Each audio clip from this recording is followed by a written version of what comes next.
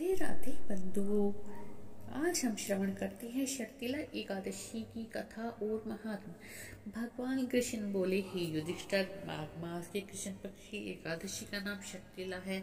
इसमें तिल से स्नान, तिल से उपटन, तिल का हवन, तिलांजलि, तिल का भोजन और तिल का दान होने के कारण ही शर्तिला एकादशी कहलाती है। इसका महत्व पुलस्त्य ऋषि ने दालम्य मुनि को सुनाया था। अब मैं आगे की कथा नारद जी को बता रहा हूँ, क्योंकि इसमें मेरी ही पूजा की जाती है, ऐसे भगवान कृष्ण युधिष्ठिर से कह रहे हैं। इस कारण नारद जी मेरे पास आए और मैंने आपको देखी बातें कह सुनाई। एक ब्रह्माणी थी, वह चंद्रायण आदि व्रत किया करती थी। व्रत करते करते दुर्बल हो गई थी। व्रतों के प्रभाव से उसके सारे पाप नष्ट हो गए थे। मैंने विचार किया, अब यह मरने वाली है, स्वर्ग तो अवश्य मिल जाएगा, लेकिन खाली हाथ ही स्वर्ग को जाएगी। जाकर इससे कुछ दान तो मांग लूं, ताकि इसको वहां पे जाके अपने भरण पोषण के लिए कुछ मिल जाए।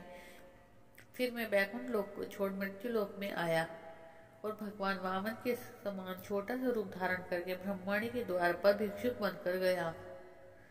उसने मुझे मिट्टी का डाला दे दिया। कुछ दिन बाद उसने शरीर त्याग दिया। व्रत करने के प्रभाव से वे स्वर्ग में तो आ गई और अपने घर में केवल रहने के आलीशान कमरे मिले उसको, लेकिन घर में खाने पीने का कुछ भी नहीं था। वह अपने बिगड़े हुए भवन को ना देख सकी। शीघ्र ही मेरी शरण में आकर पुकार करने लगी, आप अच्छे फलदाता हो, मेरे चंद्रायण आदि व्रतों का फल निष्फल कर दिया।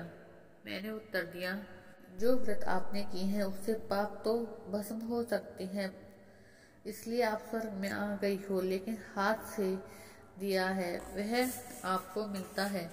ब्रह्माणी बोली, यह दरिद्रता अब कैसे कटेगी? मैंने उनसे कहा, जैसे नई बहू को नगर की स्त्रियां देखने आती है, वैसे भी तुमको देवांगना देखने आएंगी। तुम द्वार बंद रखना, सबसे पहले उनसे शर्तिला एकादशी का महत्व सुन लेना। बिगड़ी को बनाने का सुगम उपाय यही है। वह ब्रह्माणी अपने भवन में गई और द्वार बंद कर दिया।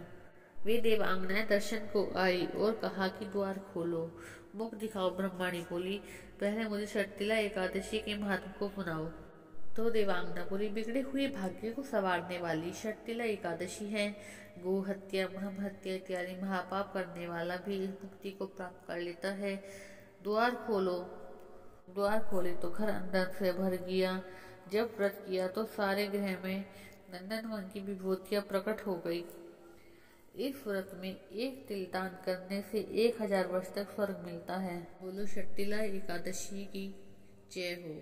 भगवान श्री कृष्ण की जय हो।